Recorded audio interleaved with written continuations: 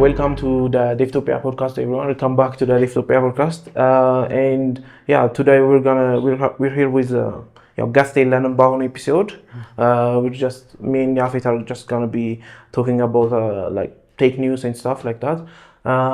So we saw that the last episode we released with the first episode we released with Becca has been getting a lot of views, and we wanted to thank you guys, our viewers. እናመሰግናለን. Yeah, it's like release በተደረገበት ቀን like 1000 view per day ነው እየሄደ ያለው። ትላንትና ማታ 3000 ነበር። now ደግሞ it's on track ዛሬ to reach 4000 by the end of the day. Now we want to thank you for ዛሬ ሐሙስ ነው። ስለዚህ ሪሊስ እናደርገው probably 5 ይገባል። Probably. So it's been an awesome reception for the first episode, so we're really excited about that. Yes. And I want to thank you guys for the amazing support. በጣም ብዙ ሰው ነው ያየው.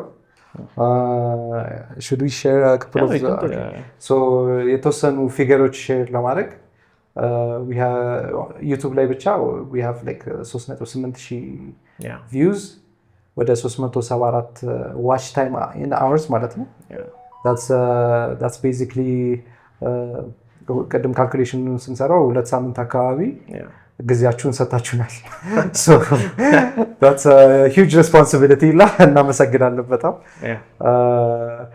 Some other interesting facts I guess ለምሳሌ ኦዲየንሳችን most of you are watching this on computers.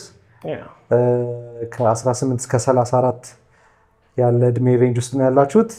I don't know if this interests you or I guess numbers will probably interest you guys. ስለዚህ አንድ መቀየር የምንፈልገው ነምበር ብቸኛው ነምበር is the gender split እንግዲህ it's like 94-95% male ናቸው ቪወሮቻችን እና hopefully one day it will be like 50-50.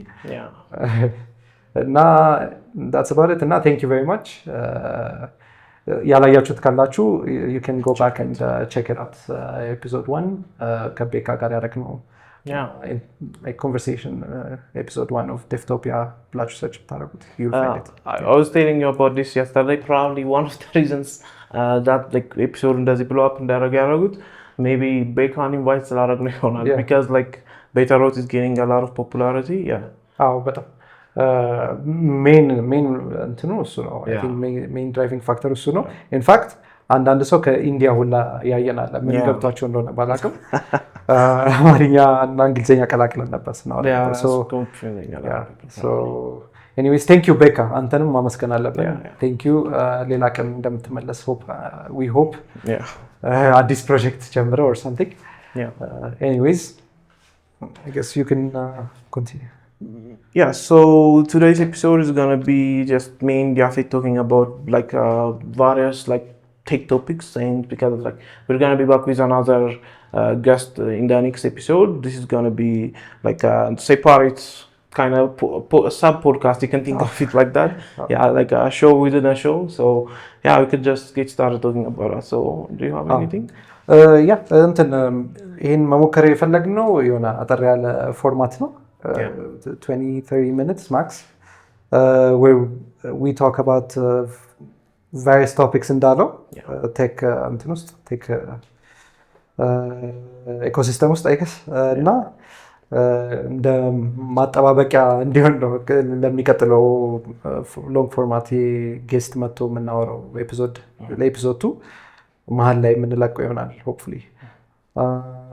Anyways, should we start? I guess. Do you want to start with? Continue. Okay, so a week was very exciting for a lot of reasons. Again, one of them is AI እንትን ውስጥ ስፔስ ውስጥ እየተደረገ ያለ እንትን ነው እና አንደኛው I guess እኔ ያየሁት እና ለመሞከር እድል የነበረኝ is Cloud AI. So Claude released a new version of their sonnet model. 3.7 I think. 3.7. Now they also have this in-depth deep thinking. I don't know the exact marketing term. They call them reasoning models. Reasoning. And now I had the chance to try it out. It's good and I like it. እና ብዙ ሰው ትዊተር ላይ ሆነ ሌላም ቦታ ፍሪክ አውት እያደረገ ነው። Is it better than 3.5? Like 3.5 በኮዲንግ ላይ has been leading the pack የሞዴሎችን እስካሁን። So 3.5 ተጠቅሜ አላውቅም to be honest። እኔ 3.7 ሃይፑ ኮንቪንስ አድርጎኝ እንግዲህ ሲስተር ውጪ ነበር።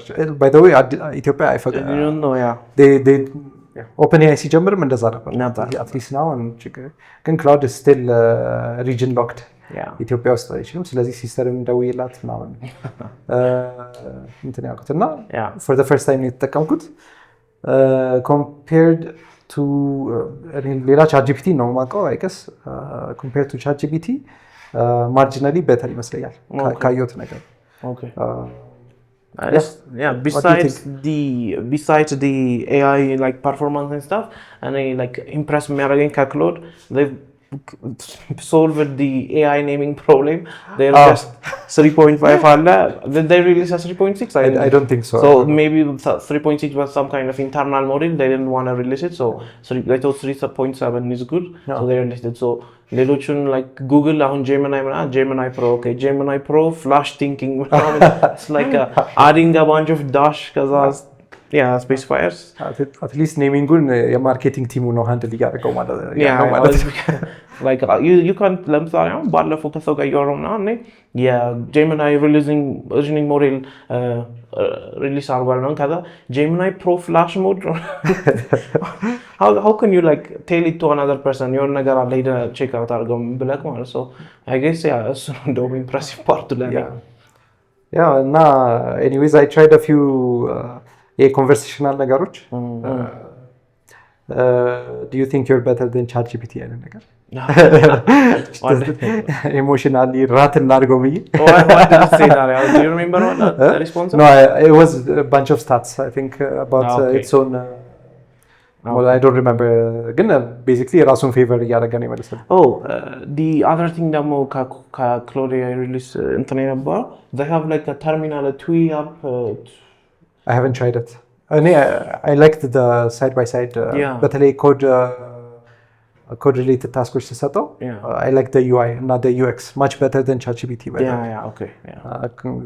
እና reasoning-ም update ሲያደርግ previous code iteration-ን update ሲያደርግ there was like a previous tool AIDER የሚባል AIDER AIDER የሚባል ከዛ it's like UI interface አሁን የTUI application or የክሎድ AI TUI application terminal interface TUI የሱ application like it's like similar exactly similar to AIDER ምናምን ከዛ they probably ripped them off in that I think that's a good use like way to interact with AI especially for like the Neovim Helix around people like that's a good way to interact with them. Anyways do you want to go next? Okay, so the one interesting article I wrote about I read like last week is an article that which are basic idea ምንድነው it's like አሁን like by default ChatGPT or Claude any model ሄደክ write a program that does this calc it will either be mostly ሁልጊዜ in Python ነው የሚሆነው if you specify app or ምናምን ካልከው ደግሞ it's gonna start generating index HTML JavaScript and stuff so what that article እያለ ነበረው ሰዎች ቴክኖሎጂ ቾይሳቸውን moving forward እንትን ሲሉ when they make technology choices they're gonna choose the most popular one because like AI ጋር ብዙ help አገኛለሁ ብለው ስለሚያስቡ ማለት ነው so it will stifle out like it will create like monopolies in dev tools maybe you can think of it that like for low resource languages Haskell or Camel Elm forget about it but just for example let's choosing like maybe I don't know choosing like a deployment framework or something like that because like it will shift like monopoly one-sided sound actually አሁን ያላቸው ዶሜን ውስጥ አንድ ሰው አንድ ቱል አሁን ያላቸው ዶሚናንስ እየቀጠለ ይሄዳል ቻሌንጅ መደረግ አይችልም እያሉ ነው that was an interesting read. Monopolies have a way of creeping into everything ግን which specific monopoly are you worried about if it was I guess እኔ እንትን የሚያደርገኝ interest like the languages especially maybe might be annoying because like maybe we are more than like yeah, JavaScript is like the default way to do things now, to do everything. And now for like when because increasingly dependent on and behind maybe like I don't know how we feel about the domains of JavaScript going in now. ከዛ በኋላ yeah ብቻ different platforms being forced to support JavaScript because they have to and stuff like that. I don't know. I guess solutionዎቹን ብናስብ ይሻላል ምክንያቱም it's like የራግ ምናምን ነገር retrieval augmented generation ምናምን በሱ ሶልቭ መደረግ የሚችል ይመስለኛል። What's that? I think it's like ለተጨማሪ ኮንቴክስት ማቅረቢያ መንገድ ነው. So the model can reach out to specific like repositories of information and stuff to, for example, አንድ ስታንዳርድ እያየሁ የነበረው ዌብሳይቶች ላይ /LLMs.txt የሚል endpoint robots.txt ምናምን እንደሚባለው so ምን ያደርጋሉ like በማርክዳውን or like some way like LLM readable በሆነ ፎርማት so the whole page the whole like አሁን ናቪጌት እያደረክ ነው ሁሉንም ፔጅ አክሰስ ማድረግ የምችለው ያ ግን በቃ so all of the page in one text in one format. Yeah, so just people can load that into their models. I guess more like niche languages should start leveraging that more. Yeah, I guess maybe in the future we'll probably have like each what do they call fine-tuned? That's what they call it. When you go to ocaml.org, you'll see local fine-tuned AI model for ocaml, or maybe you could go to elm.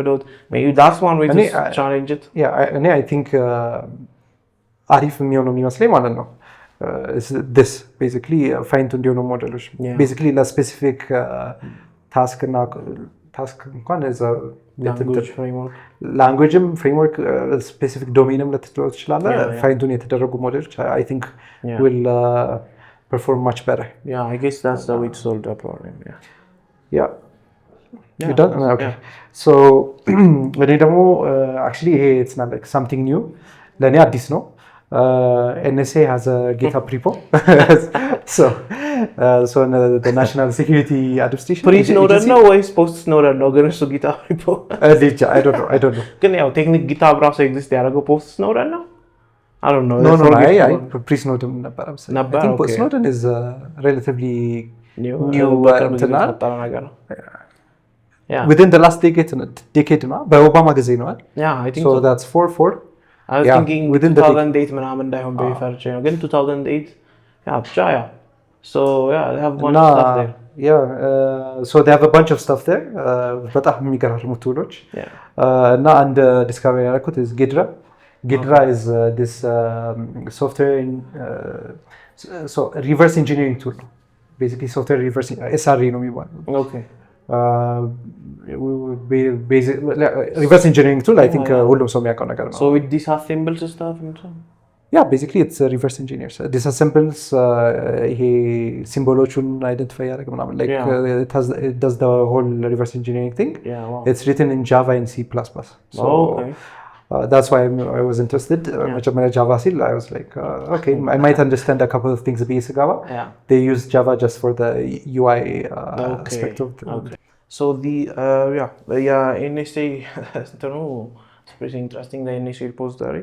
So another thing I found about this week was Cloudflare like they have about Cloudflare ብዙ offering አላቸው like you can probably እየሰሩ ያሉት ነገሮች እንዳለ they are like a bunch of low level primitives to build your own architecture around it. Now I guess low-key ምናምን vendor low-key ምናምን ማፈራል ሰው ከሆንክ or ብቻ እሱ ነው የሚያስፈራው እንደነዚህ ነገሮች ኢንትረስት ለማድረግ ግን እሱ ሳይኖር ብቻ actually the technologies they are doing is like one of the most impressive companies currently operating ናቸው.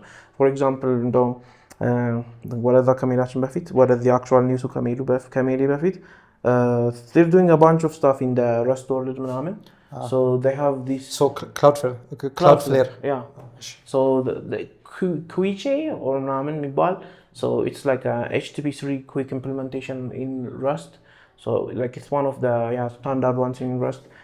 There's also their web server implementation Pingora ምናምን so the thing is it's like it's made to be like an Nginx Apache alternative but they just give you like እንደዚህ like እንትኑ ላይ ራሱ like library ራሱ የሚሰጥክ it just gives you primitives for like rate limiting and stuff like that ከዛ like የምትጽፈው rust code is more like you're configuring the library to make web to make your own web server like do you get what I'm saying so Nginx ላይ ምናምን just give them a config file ያንን config file load አድርገው ምናምን they set the proper parameters አይደል የፒንጎራ approach ግን it's technically it's not even a web framework it's a library it's a Rust library ከዛ ለሽ library import አድርገው they have a bunch of struct and stuff ከዛ እነሱን create አድርገው የሰርቨር ኦብጀክትህን run ስትለው it's like you're technically set up you're configuring it ግን it feels like you're programming it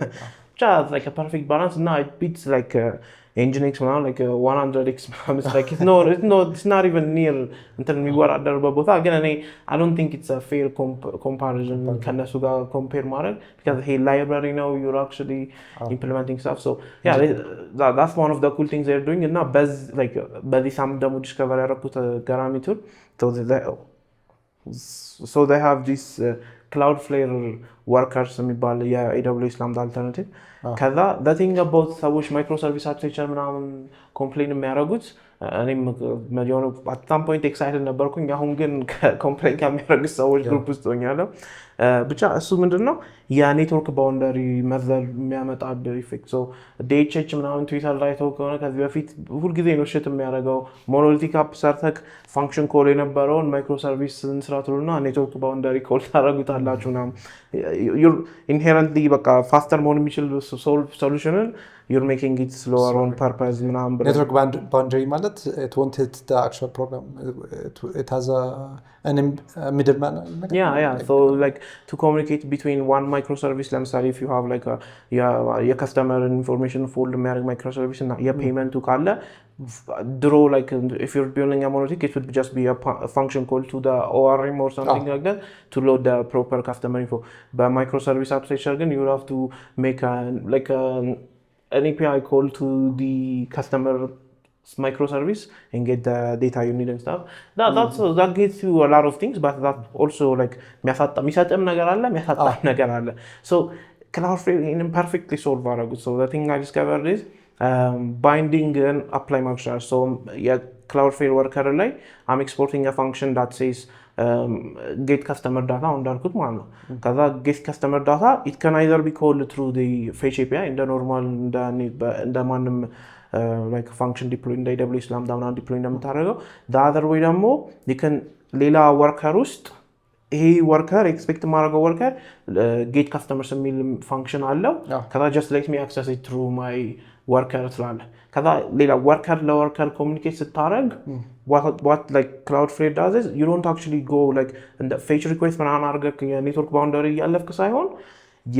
it's just ያንን function already አለው ከዛ በኋላ የራሳቸው run time አላቸው Cloudflare so it takes that run time that function upload ያደረገውን ኮድ ያመጣውና የዚህ አሁን የወርከር ቢ እንትን ላይ የራኒንግ ኮንቴክስት ላይ ያንን function inject ያደርገዋል so it's just በሴም ማሽን ላይ የሴም memory space ላይ የሚጠራ function ይሆናል so it's like በቃ it's like you copied the code directly into the file አይነት level performance ይኖረዋል ማለት ነው ሌላ like front end ሲጠራው በAPI ይጠራዋል ሌላ ወርከር ሲጠራው just a function call ነው so like I thought that's a perfect architecture no yeah that's amazing that's one way to solve it I guess yeah it's like microservices it's the only way to do the you'd be vendor locked in like I said before but it's a great feature what do you think on when starting a new project አብዛኛው ሰው ቀጥታ በማይክሮሰርቪስ እና በማይክሮሰርቪስ አርኪቴክቸር እያሰበ ይጀምራል ፕሮጀክት እና sometimes it's not the right approach right so what do you think the balance is ምን አይነት consideration I think at this point you should always go for a monolithic server monolithic okay and I agree because you feel it when you're needing a microservice you're gonna feel the need for it so it's like there are like እነዚህ background processing ምናምን tasks or something that needs to be run in a cron job ምናምን that's probably easier to separate into separate into different services but like regular I think you should always be trying to avoid it or something like that I mean, unless your specific application doesn't need but I'm extremely decoupled የሆኑ ነገሮች extremely scalable. Yeah, I guess, yeah. ካልሆነ it's fine. Yeah, monolithic application. That's the whole, like, most of the microservices we have today, like, yeah, you want to scale and respond to Yarago, they weren't like the scale problem in like another day change code. Yeah, that's a problem you're gonna be glad to solve. Once you're gonna be annoyed.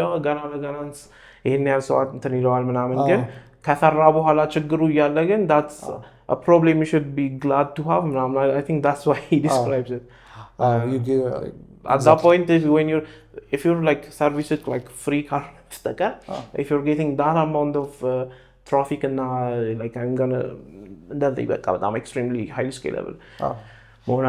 It's a benign solution that creates more problems. I guess. Long run, The thing is, I worked a couple of core bases where they were a total mess.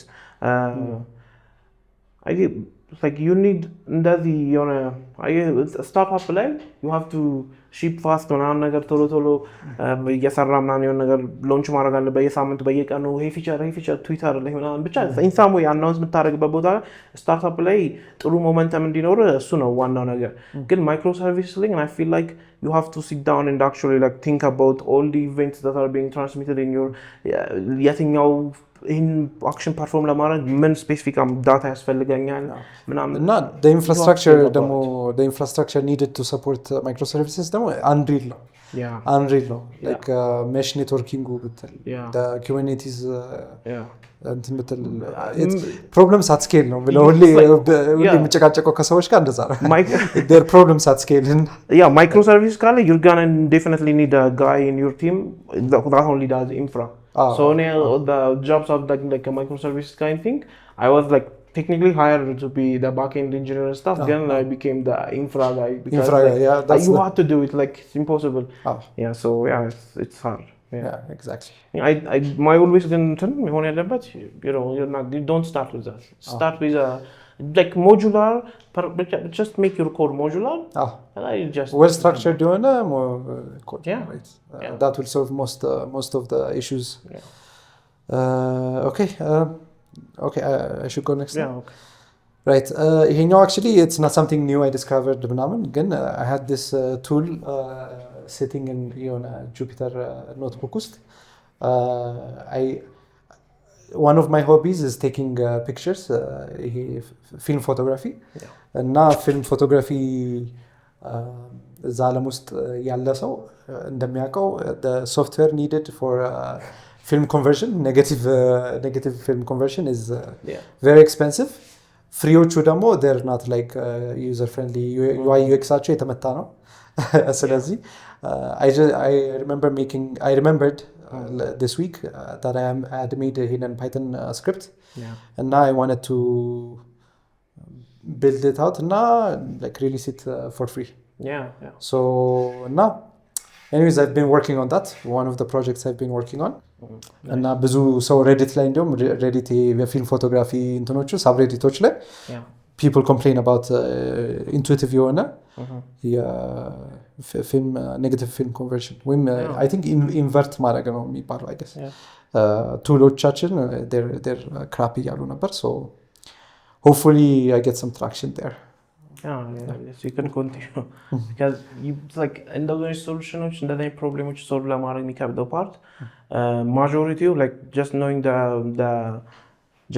how to program ብቻ ሳይሆን you also need to be very specialized domain like what's the good parameter to say what options would people need ምናምን የሚለውን አታውቅም እንደ normal program ላይ that's a good project to ሁለት interest ለማድረግ exactly and there are interesting algorithms especially white balance determine ለማድረግ or the optimal so film invert ሲደረግ ማለት ነው ይሄ የድሮቹ የፊልም ማለት ነው የሮሎቹ ስትፈታቸው they have a base color የፊልሙ ማለት ነው that base color can be brown አንዳንድ ቬንደሮች ላይ blue ነው base color ማለትም expose ሳይደረግ ሳታነሳበት ሳታነሳበት በፊት ያለው ከለር ማለት ነው so it can be brown blue ምናምን እና እሱ white balance affect ያደርጋል so ለምሳሌ fluorescent ያለበት ሩም ውስጥ የምታነሳው ፊልም hopefully white balance is optimized for internal lighting conditions ሌሎቹ ደግሞ so እነዚህን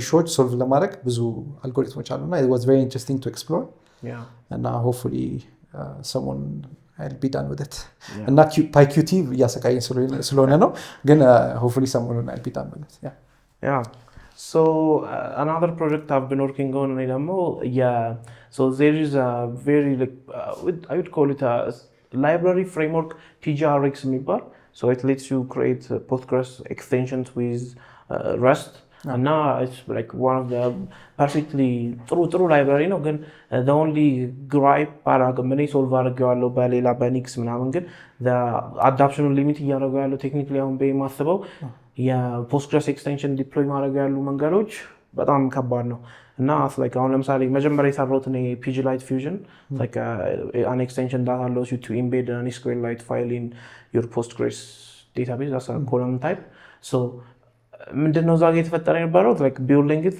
only took like 6 hours or so like the library is so offers so convenient በጣም convenient APIዎች it doesn't take much time to build that ከዛ በኋላ ግን ሪሊስ የምታደርግባቸው መንገዶች ናቸው so the most popular እነዚህ post GIS ምናምን እነሱ distribute ይደረጉት most popular የፖስትግሬስ ኤክስቴንሽኖች ማለት ነው ኤክስቴንሽን ሆስቲንግ አይነት ነገር ነው ሆስት የሚደረግበት እንደሱ አይነት ነገር የለም so the most popular the Postgres extended with their own Postgres 16 plus the extension እንደዛ ያሉ ነው publish የሚያደርጉና the most famous ones እንደዛ ነው distribute የሚደረጉት ከዛ there are a lot of them እንደዚህ PGXN PGX3 ምናምን voilà like I deployed PGLite to I don't know source registries ምናምን አስቻቸዋለሁ PGX1 PGXN PGX3 ምናምን ብቻ ብዙ ናቸው እና ደግሞ ከአንድ ወር ምናምን I got an email saying oh by the way we found your repository and we've added it to this Postgres registry እየሰራን ነው we've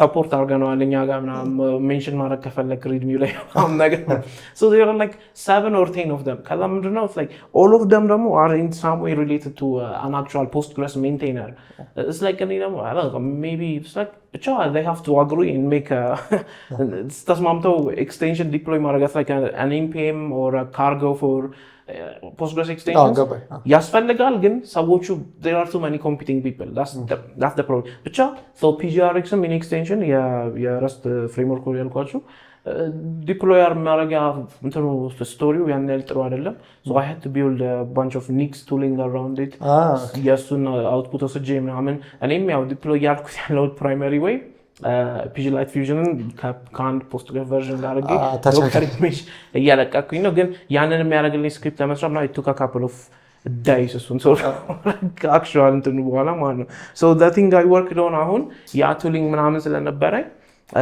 like I was talking with a lot of other people about what kind of extensions I could make ምናምን so ሀሳቡ ምንድነው የነበረው የፖስትግረስ ኤክስቴንሽን ላይ timestamp አለ timestamp with time zone እና date የሚባል ታይፕ አላቸው so you እሱን ወደ ኢትዮጵያ ታይም እና ብቻ ወደ ኢትዮጵያ ታይም ኮንቨርት የሚያደርግ ማለት ነው so I had this separate rest create በJDN Julian day number ምናምን I think ብቻ maybe እሱ ነው ረሳይድ ከመግባት I don't think we have time for that ግን እሱ በJDN ተጠቅሞ ነው ካልኩሌት የሚያደርገው so the thing ደግሞ I'm seeing npm ላይ ምናምን ነው አብዛኛውን ጊዜ የማያቸው እንደዚህ አይነት ላይብረሪዎች ብዙ አሉ የኢትዮጵያን ዴት ወደ ግሪጎሪያን ወደ ኢትዮጵያን ኮንቨርተሮች that's like the typical college project ግን JDN ነምበር ኮንቨርተሩን አይደለም የጁሊያን ዴይ ነምበር ኮንቨርዥን አይደለም የሚጠቀሙት የሆነ ሬሽዮ አለ ዳዩን በ2.8 ከዛ ሊፒየር ከሆነ ደግሞ እንደዚህ ያርክ ምናምን ችግር ይፈጥራል so I think the most stable one I think you can find it at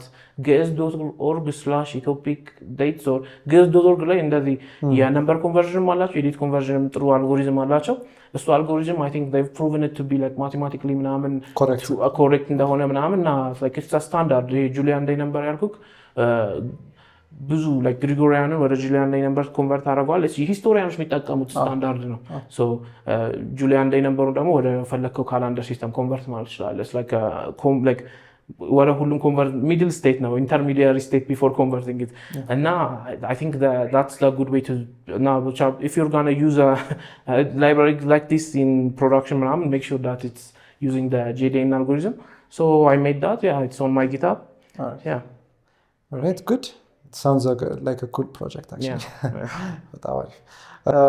so I think we ran out of time until next time እንግዲህ በኔ በኩል thank you for watching thank you